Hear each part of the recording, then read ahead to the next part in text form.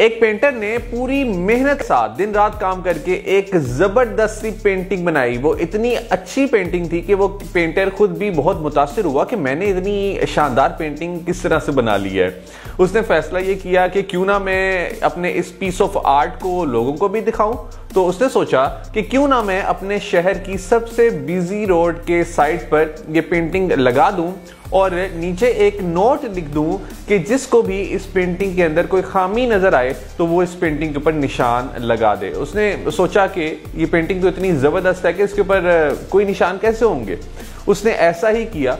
अगले दिन जाकर उसने अपने शहर की सबसे मसरूफ रोड पर, जहां पे लोग बहुत ज्यादा आते जाते हैं, वहां पर उसने साइड पर अपनी पेंटिंग रख दी और नीचे नोट लिख दिया कि जिसको भी इसमें खामी नजर आए तो वो निशान लगा दे। अब जिस तरह शाम ढलती गई, लोग वहां पर आते रहे और वो निशान लगाते रहे। जब पेंटर रात को अपनी उस पेंटिंग को देखने के लिए गया, उसकी उम्मीदों के बिल्कुल बरक्स उसने देखा कि लोगों ने वहां पर निशानात ही निशानात लगाए हुए हैं और इतनी अच्छी पेंटिंग थी कि जिस पर इतनी गलतियों की गुंजाइश नहीं थी, मगर फिर भी लोगों ने सारी पेंटिंग को गंदा कर दिया था, जहां पर पेंटिंग कम और निशानात ज्यादा नजर आ रहे थे। उस पेंटर का दिल बुरी तरह से टूट चुका था और वो अपनी उस पेंटिंग को लेकर वापस अपने घर आ गया। रात को उसके घर में उसका एक दोस्त आया। दोस्त ने जब देखा कि पेंटर बहुत परेशान है तो दोस्त ने पूछा कि आखिर हुआ क्या है, माजरा क्या है, मुझे बताओ। तो पेंटर ने बताया कि मैंने इतनी जबरदस्त पेंटिंग बनाई और मैंने इसको रोड के साइड पर लगा दिया ताकि लोग भी देखें, और मैंने नीचे एक नोट लिख दिया कि इस पर आप निशानात लगा दें, जो भी चीज आपको लग रही है कि इस पेंटिंग में गलत है। तो मेरी पेंटिंग गायब हो गई, निशानात ही इतने ज्यादा थे और मुझे ये चीज बहुत बुरी लगी है।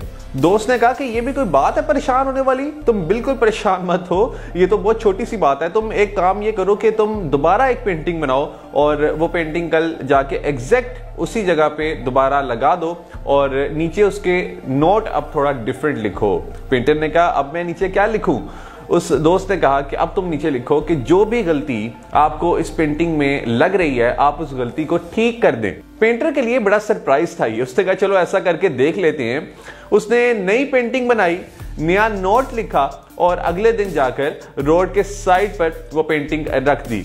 अब पूरा दिन गुजर गया और रात को जाकर जब पेंटर ने देखा तो उसने ये देखा कि वहां पर कोई निशान नहीं था। किसी को भी उस पेंटिंग के अंदर कोई गलती नजर नहीं आई और अगर गलती नजर आई तो उसने उसको ठीक करने की कोशिश नहीं की। और इस पर उस पेंटर के दोस्त ने पेंटर को समझाया कि लोग गलतियां तो बहुत निकाल देते हैं, मगर जब बात आती है उस गलती को ठीक करने की तो उनके पास कोई सोल्यूशन नहीं होता। यानी लोग तनकीद तो दिल खोल कर करते हैं मगर उनके पास उस प्रॉब्लम का सोल्यूशन नहीं होता।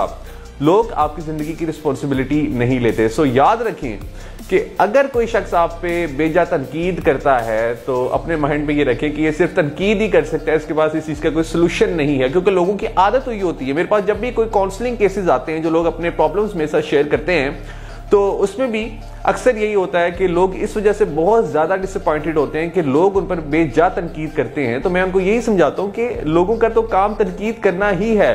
अब आगे से जो आपका रिएक्शन है वो दूसरे को ये शो करवाता है कि आप वीक हैं। तो रिएक्शन नहीं देना, रिस्पॉन्स देना है।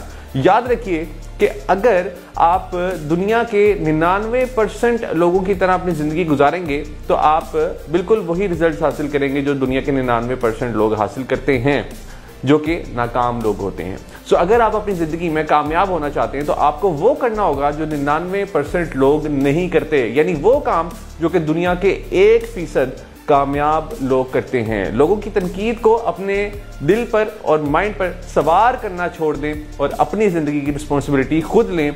आप खुद अपनी जिंदगी के मास्टर हैं और आप अपनी जिंदगी को खुद चेंज कर सकते हैं और आप खुद अपना ऑडिट बहुत जबरदस्त कर सकते हैं। आपको पता होता है कि ये चीज आपने गलत की है और आप उस चीज को ठीक करके अपनी जिंदगी को बहुत खूबसूरत बना सकते हैं। All the best.